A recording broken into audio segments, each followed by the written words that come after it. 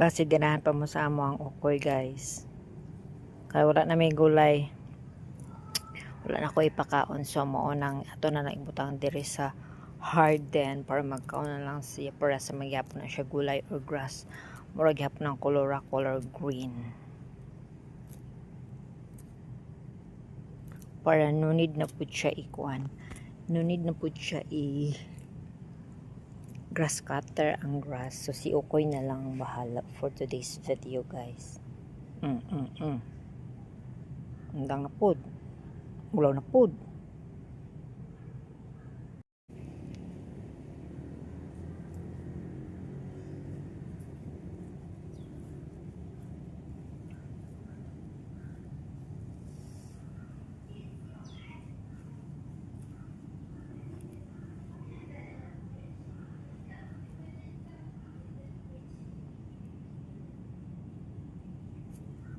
Mole na daw siya guys.